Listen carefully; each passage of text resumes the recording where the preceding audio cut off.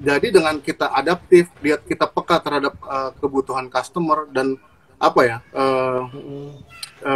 bisa bergerak dengan cepat, itu merupakan kunci untuk bisa bertahan bahkan bisa menang gitu ya.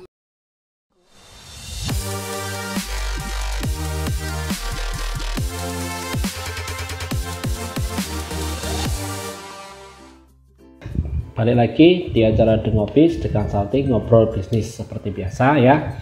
Di Dengobis The Consulting Ngobrol Bisnis gitu kita akan kedatangan tamu seseorang yang sangat menginspirasi, yaitu Bapak Ari. Nah, Bapak Ari Gunana Pitupulu ini adalah seorang CEO yang bergerak di bidang di bidang frozen food gitu ya, di perusahaan frozen food. Mari kita undang beliau langsung, sepertinya beliau sudah online.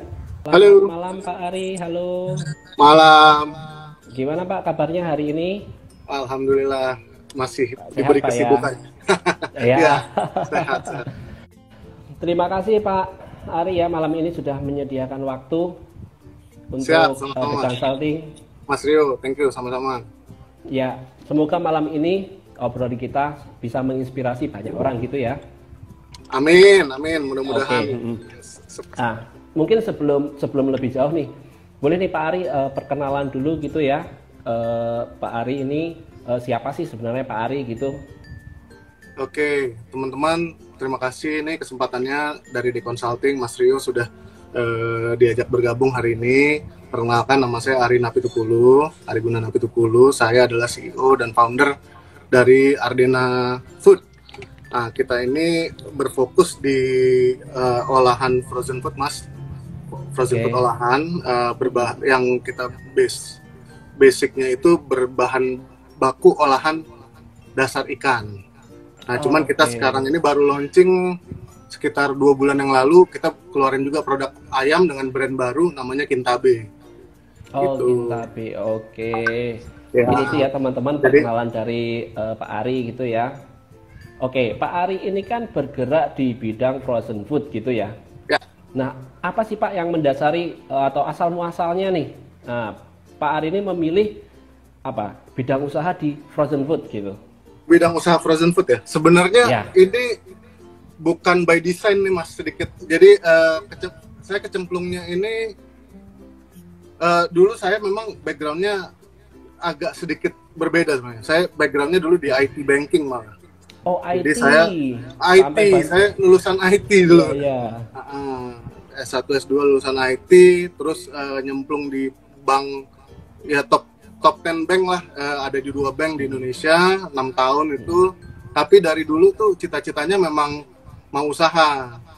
Oke. Nah, Memang termotivasi untuk membangun sebuah usaha gitu ya. Ya, jadi waktu itu aku aku mau ngelamar istriku, waktu itu belum jadi istri ya, ngelamar pacarku waktu itu. Iya. Aku mikir, waduh ini kalau nanti sudah nikah, aku malah makin takut nyemplungnya. Nah, jadi di minggu yang sama aku resign, di minggu itu juga aku ngelamar istriku. Jadi kan masih ada waktu lah ya, hampir 11 bulan lah untuk pokoknya saya bikin dulu lah at least basicnya, dan aku tanya juga waktu itu calon istriku, yang istriku sekarang lah ya. Siap gak ntar susah-susahan. Nah, ya kebetulan dia juga dari keluarga usaha ya, walaupun kebetulan almarhum mertua tuh punya usaha travel ya. Dia bilang ya udah biasalah kita begini. Ya udah, kita tekad susah bareng. Ya udah, alhamdulillah jalan udah 7 tahun nih, Mas. Jadi frozen food ini sudah berjalan jadi selama nyemplungnya itu kebetulan gimana ya, waktu itu aku kan udah resign gitu ya. Luntang-lantung tuh nyari usaha apa ya. Waktu itu awalnya mau bikin ada temen ngajakin, yuk kita masukin pasir besi yuk ke suatu perusahaan karya-karya lah ya gitu. Tapi nggak jadi, belum jodoh. Terus akhirnya datanglah kesempatan kedua ini, yaitu ada 2 orang partnerku yang sekarang datang nih, Mas Ari, ini ada kita ini lagi usaha makanannya enak gitu ya. Gimana Mas, boleh nggak? Awalnya itu kita yang dia mau propose tuh sebenarnya model pinjaman sebenarnya. Nah tapi kebetulan aku bilang, wah ini enak nih, tapi kalian gimana mau ngejalaninnya? Aku kan ya kebetulan di banking lah ya, tahu-tahu sendiri. Ya udah deh, daripada nantinya berantakan gitu ya, mendingan berkenan nggak kalau aku ikutan gabung gitu, daripada mikir membalikin dana gitu ya. Alhamdulillah mereka sepakat dan kita ngobrol-ngobrol, kebetulan mereka cocok aku dijadiin supirnya gitu, supir perusahaannya. Ya udah kita jalan, kita bikin PT. Itulah berawal dari kita bertiga plus 3 orang karyawan, which is 2-nya tuh istrinya partnerku, 1 adiknya partnerku, 1 benar-benar karyawan baru luar keluarga ya. Nah, baru kita bertumbuh alhamdulillah sampai sekarang gitu loh. Oh, wah perjuangan sekali berarti itu Pak ya. Iya. Ya, kalau selama sudah 7 tahun bertahan gitu. Alhamdulillah. Nah, kepikiran yang pertama waktu itu kenapa Pak? Kok gimana ya? Apa ya? Maksud saya gini. Bapak memberanikan diri untuk resign dari sebuah perusahaan itu dan melamar. Kemudian langsung banting setir menjadi pengusaha gitu ya. Apa nggak takut resiko-resiko yang akan timbul gitu Pak? Sementara itu kan Bapak harus memulai keluarga baru. Betul. Nah ya kebetulan aku juga datang dari keluarga usaha Mas. Walaupun bapakku pedagang ya, pedagang di Pasar Senen malah bisa diceritakan. Cuman aku melihat dari track recordnya beliau, walaupun dagang di Pasar Senen tapi bisa nyekolahin aku ke luar negeri gitu ya. Jadi aku ngeliat loh, bapakku ini cuma lulusan SMA Mas. Tapi dagang di Pasar Senen ya kan. Aku dulu waktu kecil sempat keinget, aku agak tensin juga yang lain tuh bapaknya manajer di mana. Ini waktu kecil tuh aku inget banget masih SD gitu. Bapakku tuh cuma pedagang di Pasar Senen. Bapakku ketawa-ketawa aja, masa sih gitu ya. Tapi setelah ngejalanin, loh kok dia punya apa ya? Punya financial leverage ya, maksudnya lebih sanggup untuk menyekolahkan saya ke luar negeri, ke Australia waktu itu, dan S1 S2 ya Mas, dan B-nya lumayan lah. Untuk Australia lumayan lah. Lumayan banget gitu ya. Jadi aku mikir, wah ini pasti ada sesuatu, dan aku akhirnya mencari tahu tentang usaha, baca buku Kiyosaki itu waktu kuliah saya udah baca buku. Memang aku sangat ada ketertarikan banget di kewirausahaan ini Mas. Akhirnya ya itu sambil kerja pun di buku Kiyosaki itu aku belajar, kita tuh punya apa ya, mesti punya 3 basic, yaitu pertama kita mesti bisa jualan ya kan, kita mesti bisa deliver apa yang kita jual, sama kita mesti punya kemampuan keuangan. Nah jadi dari buku Kiyosaki itu aku planning tuh hidupku. Berarti nanti waktu kerja di banking itu kan belajar keuangan sedikit ya kan. Nah terus untuk memperdalamnya lagi aku ngambil lagi kuliah S2 yang kedua Mas, di bidang MM tapi jurusan finance. Nah akhirnya pengetahuan finansialnya dapat lah ya. Kalau jualan itu aku juga sambil kerja waktu itu aku jadi sales asuransi. Sempat juga jadi sales asuransi. Belajar. Sebenarnya kalau jualan itu aku dari kecil banyak jualan sih Mas. Maksudnya entah dari apa ya, jualan nasi uduk bawa ke sekolah gitu ya. Maksudnya iseng-iseng aja nambah uang jajan gitu ya. Atau misalnya apa ya, kalau paling awal itu jualanku yang paling awal tuh kelas 4 SD itu aku ingat kan ada tugas prakarya ya. Terus bawa kain 10 cm kali 20 cm untuk menjahit waktu itu. Nah aku mikir, wah ini beli kain nggak mungkin ya kan, karena cuma sayang banget itu 1 meternya. Aku bawa potong-potongin iseng ke sekolah, siapa tahu ada yang lupa gitu. Nah itu jualan pertama tuh, inget banget. Nah ya, terus sampai sekarang jualan ke sekolahan. Nah ya, alhamdulillah terakhir pengetahuan apa ya, yang formalnya itu belajar di asuransi itu di gojlok banget kan, kita cuma jualan kertas ya. Nih tanda tangan ya kan, dan diterima benefitnya nggak langsung gitu kan, begitu dia tutup usia baru benefitnya diterima ke keluarganya gitu kan. Itu kan agak challenging. Nah begitu udah ketemu asuransi, jualan nugget ya sedikit lebih mudah lah ya, karena ini tinggal icip suka nggak, enak nggak gitu, langsung bisa dicoba. Betul. Iya, berarti memang Pak Ari ini dari kecil sudah ada jiwa-jiwa wirausaha gitu ya. Ya alhamdulillah lah, merhatiin juga contoh kita almarhum bapak tadi kan. Oh iya ya, oke. Oh ya Pak, untuk frozen fruitnya tadi namanya adalah brandnya adalah Ardena. Ardena Food. Nah, Ardena Food itu nama Ardena itu gimana ya? Mungkin sebuah brand itu perlu gitu ya Pak, sangat butuh Ya. gitu ya, sangat sangat berpengaruh sekali terhadap apa yang akan kita jual. Nah, kok kepikiran nama Ardena itu inspirasinya dari mana gitu ya Pak?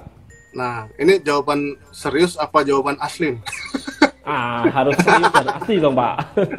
Oke, kalau jawaban formalnya, Ardena itu dalam bahasa Celtic kuno itu artinya tinggi semampai. Jadi harapannya Tinggi semampai. ya tinggi semampai dan apa ya, tumbuh kembang lah, lebih ke situ value-nya. Jadi harapannya Ardena itu ya menjadi perusahaan yang terus tumbuh berkembang dan menjadi pelindung bagi apa di bawahnya gitu kan. Jadi seperti pohon. Nah, itu jawaban formalnya tuh Pak. Kalau informalnya, ya itu singkatan kita bertiga, Ari, Ade, Nawir, Ardena. Oh, jadi sebuah nama digabung yang secara kebetulan juga ternyata memiliki arti. Tapi itu nyarinya lama juga tuh Mas. Kayaknya 2-3 minggu juga. Ada sejarahnya itu Pak. Gitu. Biar tepat. Bagaimana cara nyarinya, mungkin bisa buat tips juga buat teman-teman yang bingung nih masalah brand merek apa yang mau dipakai gitu. Mungkin tipsnya gimana Pak Ari itu mencari nama sampai ketemu Ardena itu. Ngecek namanya ya, waktu itu ya pasti googling lah ya, googling. Saya ya apa ya, mengutak-ngatik juga suku kata nama saya, dan sebenarnya aku belajar dulu sama salah satu pakar branding, sebenarnya ya jangan nama sebenarnya, karena nama itu ntar kalau nggak sukses jadi apa ya, beban. Oh iya, sebenarnya betul, itu jangan terlalu berfokus terhadap nama pribadi. Cuman karena kebetulan kita sudah jadi ya, alhamdulillah namanya juga menjual gitu ya. Dan waktu itu aku gimana ya, abis googling juga nanya-nanya, nih namanya gimana nih ya kan, misalnya ada 5 nama gitu ya, yang mana yang agak cocok gitu kan ya, masukan-masukan juga diterima gitu ya, dan kita dengerin, khususnya ke segmen market Mas. Jangan sampai ini diterima tapi di segmen market yang salah, takutnya nanti malah persepsinya berbeda gitu ya. Jadi itu teman-teman mesti riset lah, dan pastikan itu, karena nama sebelumnya ini tadinya produk kita juga punya nama gitu kan, sebelum gabung ke saya gitu ya, namanya Maulana Food tadinya. Cuman segmen marketnya menurut saya ini mesti kita rubah, karena kita rasanya ini di atas segmen tersebut gitu ya. Nah, jadi itu kebetulan nama anak dari partner saya, dan saya izin juga sama dia, boleh nggak kita rubah gitu ya. Beliau berkenan, ya udah kita ganti menjadi Ardena Food. Ini dalam gini ya Pak, dalam bisnis gitu ya, dalam kegiatan wirausaha itu pasti ada namanya pasang surut. Nah, ada namanya kapan kita naik, kapan kita turun, tapi kita kan harus punya strategi gitu kan ya. Nah, tipsnya dong Pak supaya usaha itu bisa berkembang menurut Pak Ari. Nah, tipsnya yang pertama, kita harus konsisten. Pertama, persisten lah ya. Lebih ke, kalau bahasa Inggrisnya itu grit, ya kan. Kita punya suatu tekad yang mendalam bahwa bisnis kita ini harus bisa menjadi pilihan untuk solusi customer kita, gitu kan. Karena kalau apalagi di tahun-tahun pertama kedua gitu ya, bisnis itu rasanya susah gitu, karena perjuangannya banyak banget, ya kan. Kita kerja 2 kali dari yang kita biasa kerja di kantoran, tapi hasilnya mungkin bisa 1/4-nya saja dari hasil kantoran gitu kan. Tapi kita punya visi, ini kita akan nyampe ke sana, kita persisten gitu loh. Nah, kedua, harus kenal customer kita. Jangan sampai kita juga persisten, tapi persisten tidak ada solusi yang kita solve gitu ya, yang kita pecahkan. Akhirnya customernya nggak ada, ya kita berdarah-darah, ya kan. Jadi kita mesti tahu dulu, bring produk as a value gitu loh. Jangan kita kebanyakan kita termasuk saya sendiri ya, kita mulai dari produk, tapi kalau bisa kita mulai dari value gitu ya. Jadi dengan adanya value ini, value ini yang saya bisa jawab untuk menangani masalah customer kita, itu penerimaannya akan lebih cepat daripada kita membawa, oke, gue udah bikin produk enak, gue cari customer siapa, itu kebalik sebenarnya. Kalau bisa segmen mana yang kita layani, itu produknya kita buat gitu ya. Lalu kemudian yang ketiga, adaptif dan terus belajar. Karena ya siapa yang nyangka, let's say perjalanan kemarin, setahun kemarin ada COVID-19 gitu ya. Kalau kita terlena dengan, oh produk gua aman-aman saja, produk gua itu laku gitu ya, dan kita tidak switch pada saat yang diperlukan, apalagi produk-produk yang apa ya, contoh teman-teman yang kemarin agak berat tuh mungkin di dunia fashion mungkin ya, atau di mana gitu ya. Betul, fashion, pariwisata itu juga pariwisata gitu ya. Betul. Ke teman-teman itu yang cepat berubah, dia mungkin malah bukan hanya bisa bertahan tapi mungkin bisa menang. Contoh teman-teman saya kemarin yang main fashion gitu ya, dia switch menjadi membuat alat APD misalnya. Wah, menang banyak dia. Ya kan? Menang banyak. Nah, jadi dengan kita adaptif, kita peka terhadap kebutuhan customer dan apa ya, bisa bergerak dengan cepat, itu merupakan kunci untuk bisa bertahan, bahkan bisa menang gitu ya. Apalagi di dunia yang serba tidak pasti ini ya. Gitu sih. Oh, jadi ada 3 hal itu Pak ya? Kira-kira 3 hal itulah yang kita mesti ini. Dan yang pastinya kalau ini kita harus ukur semuanya. Ya, jadi gimana kita bisa tumbuh kalau kita nggak ukur gitu kan? Nah, ya, mungkin ini nanti teman-teman pendengar yang mungkin apa ya, masih belum tahu cara mengukur kinerja perusahaan, ya bisa menghubungin ke di consulting gitu ya. Oh betul. Terima kasih Pak. Bisa. Jadi karena pengukuran itu merupakan apa ya, landasan lu tumbuh apa enggak, jangan kira-kira saya kayaknya untung, itu bahaya ya kan. Kira-kira saya itu saya itu tumbuh ke penyebarannya tumbuh, nggak boleh, semuanya mesti dicatat, mesti diukur dan direncanakan bagaimana kita melakukan pengembangan ke fase berikutnya gitu Mas. Betul, jadi semuanya itu memang harus terukur. Kita mengetahui berkembang atau enggak harus tahu juga ukurannya. Betul itu ya kira-kira Pak ya. Terus kemudian ini Pak, siap.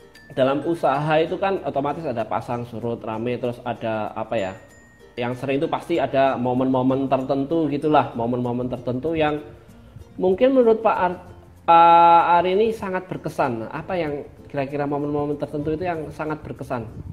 Berkesan ya, mungkin ya, pasti banyak banget ya, baik positif maupun negatif ya Mas. Yang boleh positif, Pak, yang positif. Yang positif dulu lah ya.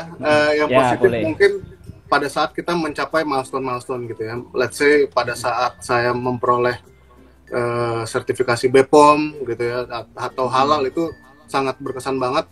Akhirnya dengan maksud adalah kita itu bisa loh menyamai standar walaupun masih kalah dengan perusahaan-perusahaan besar, tapi at least keamanan pangannya kita jaga gitu kan. Waktu itu kita mulai apa ya, dapat awards gitu, kayak HIPMI Jaya Awards kita dapat untuk kategori pangan. Terus apa ya, Backcraft waktu itu kita ada Food Startup Indonesia, kita finalis gitu, dan beberapa award lainnya lah ya, atau misalnya masuk majalah gitu ya. Kita itu menjadi apa ya, momen mensyukuri lah ya, bahwa kita terus naik menjadi perusahaan yang lebih baik gitu ya. Bahkan yang tadi, pertanyaan yang tadi, pertama kali saya ngirim keluar kota itu wah, saya fotoin, saya videoin, waduh, alhamdulillah akhirnya Ardena tuh nggak di Jabodetabek aja gitu kan. Kita waktu itu kirim kemana waktu itu pertama kali, sampai lupa saya. Tapi itu berkesan banget tuh. Wah, ada logistik yang datang, tak videoin, wah alhamdulillah gitu. Atau beli mesin-mesin yang lumayan bagus gitu ya, yang hitungan mungkin ratusan juta, atau itu kayaknya wah, kita sudah mulai naik kelas loh ya. Dan mungkin nanti kalau pada saat mungkin saya bisa ngeksplor produk kita walaupun sedikit, itu yang jadi cita-cita ya. itu mungkin akan menjadi sesuatu yang berkesan juga tuh Mas. Nah itu yang agak-agak bagusnya. Kalau yang berkesan tapi jelek ya pastinya ada juga, misalnya contoh dikerjain customer ya kan, customer nggak sanggup bayar. Itu berkesan. Oh ya, betul. Dalam dunia bisnis pasti ada lah Ya, Pak, pasti ada. makanya Kita nggak menutup kemungkinan juga. jadinya kita belajar, oh jadinya ada sesuatu yang kita mesti cover dengan legal aspek gitu. Jadi kita belajar akhirnya di situ. Oh, oke. Mulai sekarang ada perjanjian. Tapi ya seperti itu sih. Kita melihat karakter customer itu kadang tanpa perjanjian, dengan salaman aja orang bisa komit dengan perjanjiannya gitu ya. Tapi di sisi lain udah kita sediain mau pakai kontrak, mau pakai tanda tangan notaris, mau pakai tanda tangan darah pun. Tapi kalau emang dasarnya ndablek ya nggak ini juga. Nah makanya teman-teman itu juga mesti dijaga tuh etika berbisnis gitu ya. Kita berbisnisnya long term, dan para pebisnis itu saling kenal. Jadi kita udah tahu nih, oh ini kalau yang ini sekali tercoreng aja nama kita akan susah gitu untuk berusaha. Jadi kalau kita niatnya berusaha, jadilah pengusaha yang beretika, yang jujur. Ya, itu merupakan suatu investasi lah, ya kan. Kalau misalnya salah, ngaku salah. Kalau nggak sanggup, jangan bilang sanggup. Itu lebih bagus kita bilang, aduh sanggupnya 2 hari lagi, tapi kita antar 1 hari, mereka under promise over deliver, ya kan. Itu lebih bagus lagi. Betul. Gitu Mas Rio. Terus ini ada yang sedikit saya tertarik nih masalah customer tadi. Itu kan berhubungan dengan kepercayaannya. Ya. Nah, menurut Pak Ari nih, tips atau caranya mengetahui si customer ini sebenarnya oke loh, atau oh ini bakalan calonnya customer loyal nih. Nah, itu caranya mungkin bisa bagi tips mungkin Pak Ari. Customer loyal. Sebenarnya cara yang saya bentuk gitu ya di awal, sekarang saya nggak berani ngasih tempo langsung ya kan. Di awal itu kita mesti bangun dulu dia mesti bangun trust, kita sama-sama bangun trust lah ya. Jadi misalnya kalau pembayaran ya cash-cashan dulu lah, kita nggak bisa ya kan. Nanti kalau misalnya sudah terbukti, baru kita mulai ngomong tempo dan lain-lain. Terus ya dilihat sih etikanya dari dia membayar tanpa harus ditagih misalnya, contoh ya. Itu suatu indikator sebenarnya, ini orang bisa kerja, bisa serius gitu ya. Dan misalnya dia lagi kesulitan itu ya, dia nelpon dulu sebelum ditagih gitu, Mak, sorry Pak, ya misalnya kondisi kemarin gitu ya, ada juga tuh teman-teman yang khususnya di bagian Horeca gitu ya. Mas Ari, saya lagi nggak sanggup bayar, dia ngomong gitu. Saya tahu bisnisnya dia sebelum saya tagih dia udah ngomong, gimana nih ininya, mungkin saya cicil dulu ya bro, dan gue nggak ngambil dulu. Oh, akhirnya terjadi sinergi Mas. Oh Mas, gue ini orderan lagi banyak nih, boleh nggak tempat produksi lo kan bagus nih, kita sinergi aja yuk. Gue pakai tempat produksi lo, kita kerjasamakan bagian produksi saya, dan mungkin gue malah bisa ngebayar lo. Akhirnya terbangun sinergi yang lebih dalam lagi gitu Mas. Dan trust itu kan dibangun nggak instan ya. Kita betul. Seiring waktu, seiring bagaimana dia menghandle masalah, itu barulah terjalin. Makanya jangan itu tadi, begitu tercoreng nama mukamu, susah sekali untuk kembali. Susah sekali untuk dikembalikan, betul. Dan itu saling dengar. Misalnya saya sering dengar, wah itu hati-hati ya toko, tiba-tiba dapat telepon gitu, toko ini lu hati-hati ya, lagi susah nih pembayarannya. Nah itu udah alert gitu. Jadi memang udah diomongin. Apalagi dunianya, biasanya kan kita bekerja kayak saya di dunia frozen gitu. Dunia frozen ya udah saling denger aja gitu Mas. Jadi antar pengusaha pun juga ada, sebenarnya juga ada hubungan gitu ya. Ada hubungan. Apalagi kita masuk juga ke berbagai asosiasi ya. Aku masuk di HIPMI, Kadin, APJI gitu. Dan beberapa asosiasi lainnya. Jadi info itu semakin lebih terdengar gitu. Oke. Nah, saya ada pertanyaan lagi nih, Pak. Siap. Bapak kan ikut banyak asosiasi itu ya, atau perkumpulan atau grup lah bilang. Nah, Ya. menurut Pak Ari sepenting apa sih kita harus ikut sebuah asosiasi? Oke. Networking ini sebenarnya salah satu cara kita juga untuk membangun trust juga, Mas. Jadi di asosiasi itu kita kerja nggak dibayar, bahkan kadang kita nombok. Cuman di situ kita bisa saling melihat ini teman-teman yang seperti apa yang kita bisa klik gitu ya. Kadang-kadang ada yang caranya ngebut, bahkan ada yang caranya ngebut, ada yang caranya slow gitu ya. Nah, di situ dengan cara kerja yang seperti itu kita membangun chemistry dan lain-lain, kita bahkan bisa membuka opportunities. Banyak saya opportunities dari asosiasi ya, dari yang langsung maupun tidak langsung gitu ya. Yang langsungnya contohnya ya ada orderan-orderan dari teman-teman asosiasi itu udah pasti ya kan. Terus ngebuka ke jalur pemerintahan ya udah pasti. Kemarin kita juga salah satu yang kebagian vaksin itu juga dari asosiasi gitu kan. Itu kan peluang-peluang ekspor dari teman-teman asosiasi ya. Betul.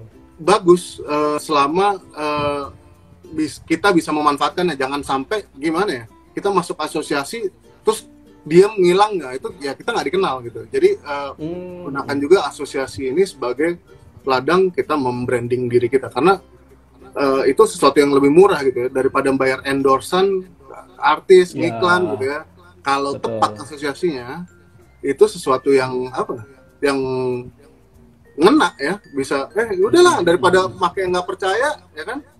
Mendingan teman-teman kita sendiri yang kita udah tahu nih, kalau disuruh yang kerjaan tidak berbayar aja dia kerjanya cepet, apalagi yang pakai duit gitu. Pasti kerjanya bagus, cepat dan lain-lain gitu. Jadi di situ juga kita bisa mengetahui calon rekanan kita gitu, Mas. Oke. Berarti cukup penting ya berarti asosiasi itu ya, Pak Ari ya. Sebenarnya bukan hanya asosiasi sih, networking in general sangat penting menurut saya. Jadi nggak harus di asosiasi, networking bisa yang informal gitu ya, ada grup apa gitu, misalnya WhatsApp grup pengusaha frozen. Nah itu kalau misalnya kita bisa explore juga bagus gitu ya. Atau WhatsApp grup misalnya pengusaha muda gitu ya, itu multi bidang gitu ya, bisa saling bersinergi gitu kan. Oke, bisa saling melengkapi juga gitu ya. Iya. Apa suka duka bisnis frozen food, Pak? Suka duka bisnis frozen food ya? Ya. Mungkin challenge-nya adalah mendapat perizinan. Karena izin BPOM dan khususnya BPOM ya, itu lebih challenging dari izin yang di bawahnya yang PIRT ya. Karena saya tidak salahkan juga, karena memang keamanan pangan itu menjadi hal yang sangat penting gitu ya. Jangan sampai barang yang diproduksi oleh teman-teman produsen ini tidak layak untuk dikonsumsi oleh teman-teman konsumen gitu ya. Jadi itu memang banyak banyak lama dan banyak memakan biaya, bukan biaya ke merekanya ya justru. Jadi contoh alur produksi itu ya, orang masuk dengan barang masuk harus dibedakan. Nah contoh, nah itu kan simple gitu, itu ditulis tangan ya bisa, tapi untuk implementasinya kan saya mesti bikin jalur, bikin baru, ruangan baru, ya betul.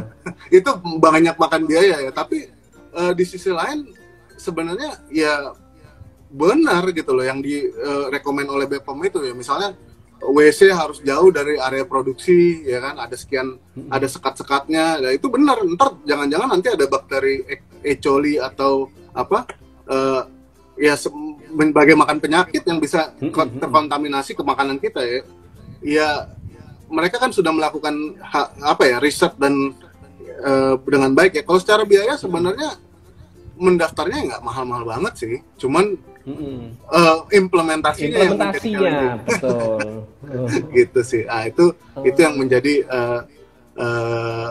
barrier of entry lah buat teman-teman untuk masuk ke dunia frozen food ya, khususnya yang olahan ikan, olahan susu gitu yang nggak boleh pakai PIRT ya, gitu sih Mas. Mereka nggak boleh. Jadi misalnya daging, ikan itu atau susu gitu ya, itu nggak boleh pakai PIRT. Yang umurnya di atas 7 hari.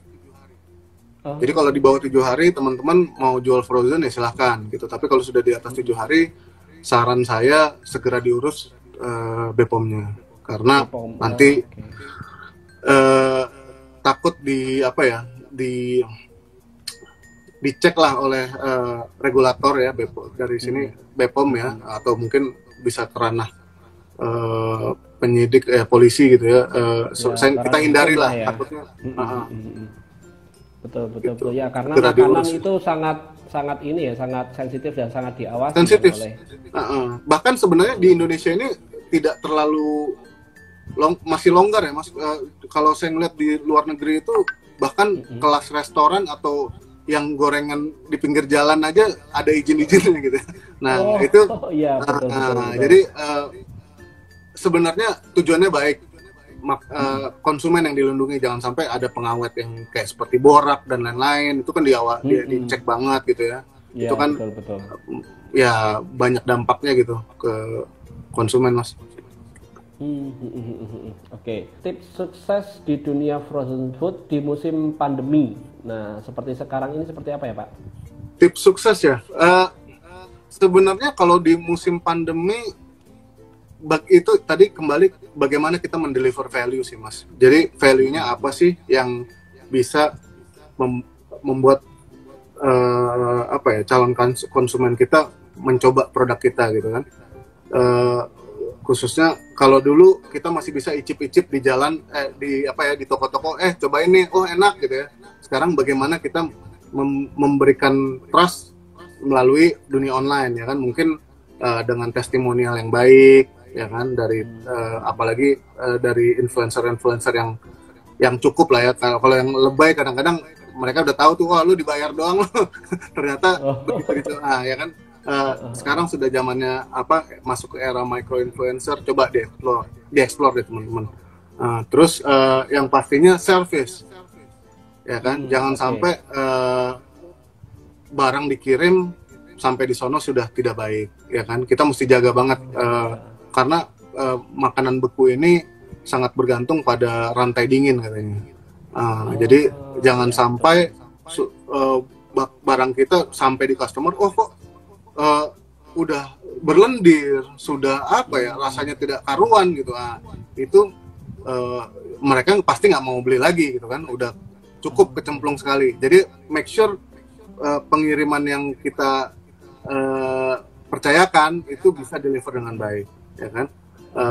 Juga mungkin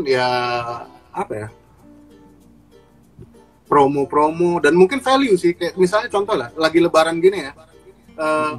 Mungkin ada beberapa yang ART-nya pulang kampung gitu ya, dengan mendeliver value, lu nggak usah repot lagi, nggak usah khawatir kerepotan untuk menyiapkan makanan untuk keluarga, ya udah Ardina Food aja atau Kintabe aja gitu ya.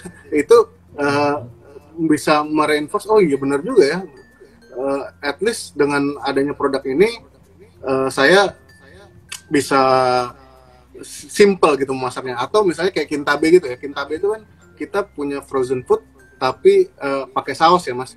Jadi misalnya kita punya produk katsukari Jepang, ya kita takut nih mungkin makan ke restoran, yang ngapain di restoran, ini di rumah aja dengan harga yang lebih murah sudah bisa rasanya di restoran Jepang yang ternama gitu. Nah itu bisa kita angkat gitu. Jadi dengan ya syukur alhamdulillah sih Mas, di Lebaran ini kita malah kemarin sempat sold out barang. Jadi asal strateginya tepat kan, customernya tepat, pelayanan kita juga baik, insya Allah bisa sukses. Dan pandemi kemarin saya secara penjualan masih grow. Jadi tahun lalu itu perhitungannya kita masih grow dibanding tahun 2019. Jadi nggak ada yang nggak mungkin selama value-nya tepat, gitu sih. Oke. Oh ya Pak, untuk masalah pengiriman nih, nah kita kan frozen food kan sangat sangat berpengaruh kan ya sama Ya. suhu. Itu ada kendaraan khusus enggak ya? Oh iya, Transportasi khusus kalau untuk kita ngirim. memang punya armada sendiri Mas, untuk truk yang freezer ya. Oke. Jadi tapi teman-teman boleh carilah, ada kok yang armada-armada yang apa ya, yang di luar sana Menyediakan bisa gitu ya. menyediakan ya. Tapi memang kuantitinya masih agak-agak sedang lah ya. Tapi Oh, kayaknya ya nggak enak nyebut merek ya. Tapi ada satu dua kok yang kecil-kecil juga ada. Memang secara costing lebih mahal. Cuman selama itu tadi barang kita nyampe masih bagus, itu yang lebih kita pentingkan. Dan customer sekarang sudah aware kok, ongkir mereka sedia telan gitu. oh gitu. Kalau ongkir untuk sekarang kalau frozen food itu harusnya udah saling mengerti lah gitu ya. Saling ngerti. Siap. Kalau menurut Bapak, asosiasi apa yang paling cocok untuk diikuti pemula, Pak? Asosiasi yang diikutin pemula ya. Sebenarnya aku dulu asosiasi pertamaku tuh dulu HIPMI. HIPMI itu himpunan pengusaha muda Indonesia. Di situ ada multi bidang lah ya di sana. Tapi di sana kita belajar bernetwork lah. Dan dari sana aku berkembang sih, ditarik ke Kadin gitu ya. Jadi pengurus juga di Kadin. Di APJI aku jadi bendahara umum Asosiasi Pengusaha Jasa Boga Indonesia. Nah, intinya cari di mana asosiasi kita bisa belajar, kita bisa berkembang secara network, secara pengetahuan, dan kayak makanan gitu ya. Sudah ada tuh asosiasi-asosiasinya, kayak yang saya gabung tuh kan APJI, GAPMI, Apkulindo, itu untuk ininya ya. Tapi kadang-kadang jangan sampai juga kita fokus berasosiasi terus lupa membangun fondasi bisnisnya, terusan tuh nongkrong. Nggak boleh ya kan.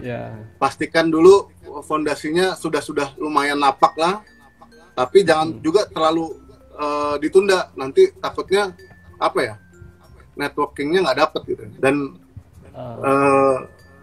mereka ini ya insya Allah namanya pengusaha ya, pasti kan mau besar ya gitu. Dengan HIPMI anggotanya yang di Jakarta aja ada kayaknya yang aktif itu ada 1.100 ya, yang masih umurnya dia ya. Belum lagi senior-seniornya yang HIPMI kan maksimal 41 tahun ya. Apalagi senior-seniornya yang ini networknya juga dapet tuh Mas ke senior gitu. Kadin juga begitu, APJI juga begitu, dan semua asosiasi juga begitu. Saya rasa, dan nggak harus hanya di apa ya, nggak hanya ada di asosiasi formal ya, informal misalnya asosiasi keagamaan, misalnya ada teman-teman yang rajin majelis atau beribadah di gereja gitu ya, dan lain-lain. Itu kita tangkap networknya gitu, ambil kepercayaan orang supaya kita bisa dikenal sebagai penyedia usaha A gitu ya. Kalau saya ya penyedia frozen food gitu ya, dan orang akan datang ke kita di mana mereka membutuhkan gitu. Gitu Mas, mudah-mudahan menjawab. Oke, ini pertanyaan dari saya sih Pak. Siap.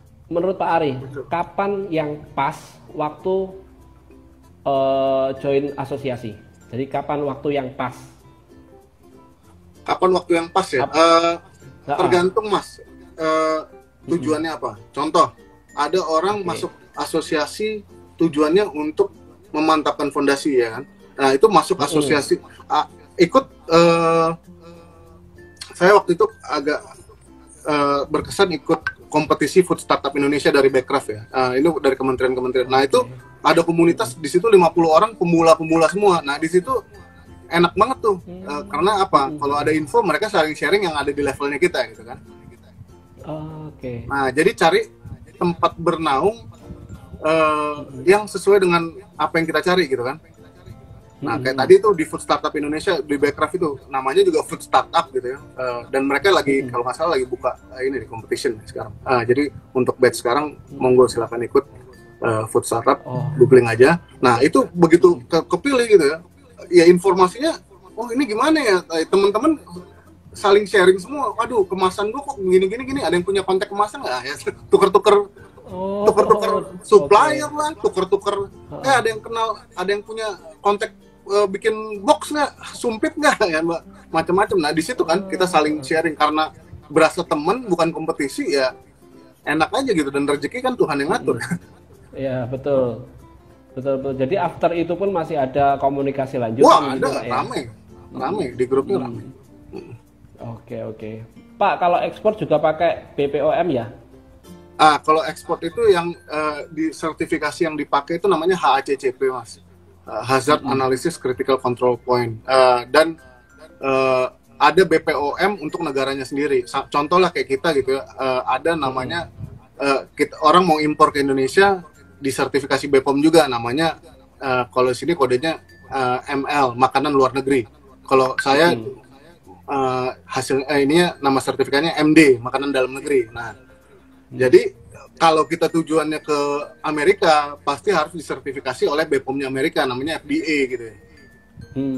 Food and Drugs Association. Nah, itu ya setiap negara punya badan sendiri dan mesti disertifikasi menurut regulasinya. Tapi yang menjadi standar umum untuk seluruh negara itu ada namanya HACCP tadi, ada ISO 22000 kalau nggak salah, dan BRC. Nah, itu makin tinggi tuh levelnya tuh. Kebalik ya, BRC dulu baru ISO 20000. Nah, tapi yang paling mesti punya HACCP namanya HACCP. Oh, itu wajib ya kalau makanan berarti Pak ya? Wajib. Ya hampir nggak wajib sih, cuman kadang-kadang orang nggak punya HACCP nggak mau dibeli ya, itu aja sih. Oh, gitu. Jadi HACCP itu kalau kita sudah BPOM, Mas, itu udah 80% HACCP. Jadi tinggal 20%-nya lagi diteruskan. Oh, gitu. Okay. Nah, micro influencer itu maksudnya gimana ya, Pak? Oke, micro influencer itu influencer yang followernya mungkin tidak jutaan, ya, mungkin hanya puluhan ribu gitu ya. Tapi ini kalau di sosial media ya, tapi engagementnya tinggi. Apa yang dia bilang, customernya ikutin. Jadi the real influencer, bukan hanya sekedar artis yang hari ini dia jualan Frozen A, besok jualan Frozen B. Kalau bisa dia punya engagement terhadap produk tersebut, ya kan. Kalau bisa ya kita ngomongnya buat perjanjiannya ya jangan one hit wonder gitu loh. Ya kalau bisa dibuat periode sekian, ya kan, 3 bulan, 6 bulan gitu untuk men-engage customer kita, dan nggak masalah followernya sedikit, tapi naturally real gitu loh. Dan dia harus suka juga dengan produk kita gitu. Jangan sampai jualan banget gitu loh. Jadi experience-nya sehari-hari, natural, dan makanya dibilang micro influencer. Kalau yang artis kan dia punya jutaan follower gitu ya. Betul. Kadang brand yang dia pegang juga lumayan. Buah akeh. Siap. Oke Pak, lanjut lagi nih pertanyaan dari saya sih. Nah, dalam dalam bisnis. Nah, dalam bisnis otomatis kita kan kita mesti memandang mungkin seseorang gitu ya. Memandang seseorang ini maksudnya apa? Kita menjadikan dia itu sebagai contoh atau panutan kita. Oh, kalau saya melakukan wirausaha gitu ya, kita harus menjadi orang yang seperti ini nih. Ini cocok nih karakternya. Nah, mungkin dari Pak Ari ada nggak sosok yang mungkin menginspirasi, bisa didampingi mentor atau mungkin public figure atau siapapun itu? Iya Pak, untuk sosok atau mentor itu saya kebetulan banyak banget Mas. Aku tuh suka banget belajar, ya kan. Misalnya contoh untuk branding gitu ya, saya banyak berguru dan kepada Pak Subiakto Priyo Sudarsono. Kalau untuk bisnis mungkin saya sempat berguru sama Coach Johannes Pauli, Coach Tom MC Ifle. Kalau dan banyak banget sebenarnya senior yang dari HIPMI gitu ya. Yang sekarang misalnya HIPMI ini HIPMI Kadin itu banyak menjadi figur sukses di Indonesia lah. Yang sekarang aja ada 4 menteri kita dari HIPMI gitu ya. HIPMI ya, betul. Ada mantan ketua umum kita kemarin Bahlil, ada Bang Sandi, ada Bang Lutfi, ada siapa lagi satu lagi? Oh, Erick Thohir, ya kan? Nah, itu jebolan HIPMI. Pak Jokowi juga kebetulan dulu anggota HIPMI gitu. Jadi makanya tadi itu penting untuk ini. Jadi senior saya di HIPMI, senior saya di Kadin, asosiasi, itu saya sangat banyak belajar dari mereka. Dan mungkin yang saya menjadi ini ya, sangat berkesan bagi saya itu mungkin ya almarhum ayah saya sih, Mas. Oh, Ya, ya. yang tadi cuman Betul, lulusan betul. SMA tapi bisa Mampu cuma menyekolahkan. ya kerja di pasar Senen gitu ya, tapi bisa Mm-mm. nyekolahin jauh-jauh. Banyak yang Ah, saya petik dari beliau, walaupun sayangnya waktu saya mulai berusaha beliau sudah nggak ada ya, tapi mm-mm. saya sempat spend ya banyak lah, saya cukup dekat dengan Mm-mm. almarhum. Dan Mm-mm. uh, yang bisa saya petik adalah satu dari beliau ya, jujur. Oh, oke. Jujur. Jadi Betul. kalau kita janji, Betul. bagaimana caranya kita harus tepatin itu janji. Ya kan? Janji bayar Jumat, ya udah bayar Jumat. Mau kayak gimana, ngontang-manting bayar Jumat sampai Mm-mm. titik darah penghabisan, misalnya contoh ya. Nah, Mm-mm. kedua yang saya senang dan ingat quote dia itu adalah jangan ngukur untung orang, akhirnya cemburu, jealous ya kan. Oh, ya, Jadi betul. misalnya contoh, dia jual ke langganan dia, untungnya 10.000 gitu ya. Langganan dia Mm-mm. untungnya 200.000 per item, tapi nggak apa-apa Mm-mm. gitu kata dia. Ya mungkin kan saya 10.000, dia 10.000 tapi jual ke banyak langganan gitu ya. Nah yang Ya. langganan yang itu kan cuma mungkin jualnya untungnya 100.000 misalnya tadi, tapi Mm-mm. mungkin cuma 20 item per hari ya kan. Sebenarnya Mm-mm. rezeki Tuhan ada yang ngatur. Nanti kalau kita cemburu ini apa, kita mulai suuzon gitu ya, Oh, ya, mencurigai. betul. Akhirnya nggak mau jual sama dia, ya udah gitu loh, bisnisnya jadi nggak, jadi kacau gitu ya. Dan Ya. kalau orang dikasih untung gitu ya, orang pasti akan balik ke kita gitu ya. Jadi semua ada porsinya masing-masing, selama kita bisa komit terhadap porsinya, eh, ada aja lah jalannya gitu sih. Mm-mm. Mm-mm. Eh, Terus saya juga banyak disuruh untuk banyak belajar. Nah, gimana tuh? Disuruh ikut sekolah itu ya, almarhum bapak ini, dia itu sebenarnya orang pintar, Mas. Cuman kesempatannya nggak ada. Dia nggak, nenek saya mungkin dulu nggak sanggup menguliahkan dia, ya kan? Mm-mm. Tapi ibu saya sempat cerita, dia pernah lihat hasil rapotnya ayah saya tuh nilainya bagus-bagus. Ya cuma terbentur, Oh, ya kan? Jadi oke. eh, dia sangat, ya itu pokoknya kadang-kadang mungkin dendam pengen sekolahnya tuh dilimpahin ke saya. Oh, Kamu iya, habis S1, betul. S2, Mm-mm. aduh, Ya, terus kamu sambung lagi harus S2 sekolah lagi lu, gitu. harus tinggi. Nah, tapi di satu sisi sebenarnya saya dipaksa untuk banyak belajar, ya kan? Kita dengan kita mengetahui lapangan kita, gitu kan? Kita yang tadinya tidak pasti menjadi resikonya terminimalisir ya, Mas. Jadi Mm-mm. ya kan, kalau kita melangkah nih nggak ngerti bawa mobil, ya kan? Atau jalan nggak ngerti bawa mobil, itu kan kalau langsung suruh nyetir ya bahaya. Tapi kalau ya belajar dulu dikit, atau ikut nimba di kerja di tempat orang gitu ya, akhirnya kita Mm-mm. bawanya juga ya insya Allah lebih lancar lah. Dan ya ngelancarnya pasti pas jalannya gitu ya, tapi setidaknya ada Mm-mm. fondasi. Nah itu sih yang aku ini ya, ingat-ingat dari almarhum papa sih. Mm-mm. Mm-mm. Wah, sangat berkesan sekali ya, banyak sekali ilmu yang diturunkan ya. Alhamdulillah, Mas. Oke, Siap. Pak.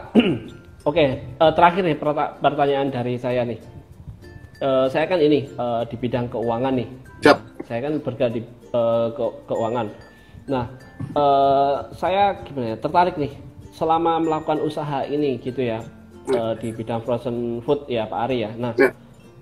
sistem atau sistem support seperti apa, atau siapa sistem support mungkin yang Bapak untuk menjalankan usaha ini? Kan otomatis kita tetap ada guidance dalam melakukan usaha gitu ya.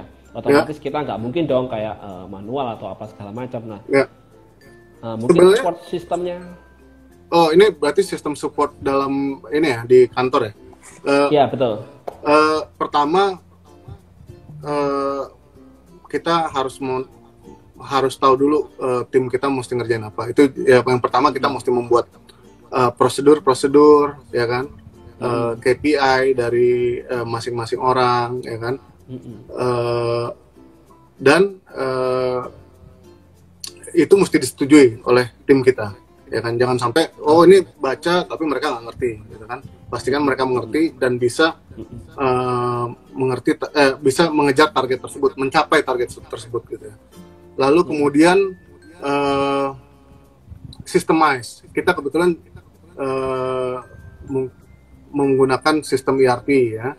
Nah, sistem ERP ini sangat penting untuk mengetahui actual data-data kita, ya kan, dari dan sebenarnya keputusan strategis itu bisa diputuskan dengan cepat, gitu ya. Karena kalau contoh, wah kita bulan depan kurang duit nih untuk bayar tagihan, ya kan. Nah, jangan sampai sudah terlanjur jatuh tempo ini tagihan. Kita, ini secara cash flow kelihatan nih, bulan depan nih ada pembayaran sekian, butuh dana sekian. Buru-buru ya nagih dari customer kita ditagihin. Ini loh data-data customer yang belum bayar, ya kan. Nah, kalau nggak cukup juga, kita berarti sudah mesti ngobrol sama pihak ketiga yang bisa financing kita, yang contoh bank, gitu kan, atau mungkin ada partner atau funder investor yang bisa, pinjemin saya sebentar untuk menutup cash flow, nanti pada saatnya kita bagi hasil, ada ya.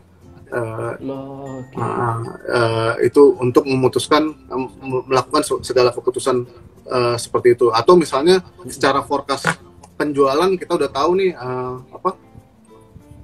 bulan, contoh saya rame-ramenya kan bulan Ramadan, gitu ya. Stok kita tinggal segini, yuk kita buat, mulai nyetok dari bulan Januari, gitu ya. Jadi nggak tergesa-gesa, nggak anak-anak mesti lembur terus, ya kan kasihan. Jadi kalau dicicil kita numpuknya itu akan lebih nyaman bagi semuanya, dan tim sales juga, saya punya cadangan stok nih, jadi mereka juga nggak ragu untuk menjual. Nah, jadi prosedur, sistem yang baik, ya kan. Lalu people-nya jangan lupa, pada saat kita ngerekrut, ya kan, pastikan tim-tim kita tim yang tepat untuk berada di posisinya. Jangan sampai bukan berarti orang ini nggak bisa kerja, ya. Contoh nih, saya pernah, simpelnya, istri saya juga ada di kantor, gitu ya, ada membantu saya di usaha. Dulu saya pernah taruh dia di finance. Oke. Nah, tapi secara nature dia itu nggak suka di belakang meja. Dia tuh sukanya jualan. Karena dia dulu membantu almarhum mertua juga jualan travel, gitu ya, tour and travel, gitu. Dan dia happy di sana. Nah, setahun itu dia depresi, gitu. Walaupun bisa ya ngerjain Excel itu, ya cewek-cewek mungkin teliti, gitu ya. Cuman dia nggak happy, ya. Begitu saya pindahkan dia megang sales, melejitnya luar biasa. Gitu. Nah, jadi pastikan tim kalian ada di tempat yang tepat. Nggak masalah juga kita bisa rotasi. Ada tim saya contoh ya, pernah di bagian produksi gulung-gulung makanan, Mas. Nah, waktu itu kita lagi nyari admin, tak geser nih. Kamu kayaknya karakternya pas nih untuk jadi admin, siap nggak? Siap. Nah, sekarang sudah jadi tim senior di bagian finance, ya. Mungkin nggak finance banget lah, cuman dia sudah ngerti pajak masukan, udah ngerti ngitung AP berapa sekarang, udah mudeng, gitu. Yang jatuh tempo sekarang, ini Pak, yang jatuh tempo ini prioritasnya, udah ngebantu saya, gitu. Jadi lihat bakat timmu, akan bagus kalau kita bisa develop, tapi pada saat rekrutmen, poin yang tepat adalah jangan sampai kita harus merekrut orang yang tepat di posisi yang tepat. Gitu sih, Mas. Oke, sangat menginspirasi sekali, Pak, ya. Siap. Oke, Pak, ini nggak kerasa nih, udah hampir 1 jam nih ternyata kita ngobrol nih. Mungkin sebelum saya tutup untuk malam hari ini, mungkin ada pesan-pesan nggak untuk mungkin pejuang pengusaha di luar sana yang lagi berjuang? Siap, teman-teman, berusaha itu kita apa ya, pay it forward katanya. Jadi kadang apalagi yang baru mulai gitu ya, berat banget di depan. Tapi jika kita melakukannya dengan langkah yang tepat, itu akan menjadi suatu hal yang rewarding. Kita mungkin nanti akan punya financial freedom, punya time freedom, ya. Tapi mesti dijaga, petanya mesti benar, arahnya mesti benar. Pastikan apa ya, kita punya semangat atau grit tadi dalam mencapai tujuan kita. Kita punya peta yang jelas arahnya kemana. Kita jujur dalam melakukan usaha kita, bisnis beretika, dan terus adaptif menghadapi perubahan ya. Apalagi zaman terus berubah, kita we never know. Harus ada berbagai macam plan yang kita siap eksekusi, dan pastinya itu jangan sekedar plan aja, kita harus bisa execute. Kira-kira itu sih Mas. Dan mohon doanya semuanya segera pulih ekonomi. Ya, betul. Semoga semua cepat pulih ya, cepat normal. Jadi sehingga kita juga apa ya, siap untuk bertarung lagi gitu Pak ya. Bertarung lagi. Siap. Oke. Terima kasih Pak waktunya untuk malam hari ini. Sudah berbagi sharing bersama kita dari The Consulting juga. Semoga Pak Ari sukses terus usahanya. Sama-sama, semoga The Consulting tim juga semakin sukses. Dan teman-teman yang nonton makin sukses. Oke, terima kasih Pak Ari. Semoga sukses selalu. Pak Ari, sama-sama. Ya. Sampai ketemu lagi. Selamat malam. Malam.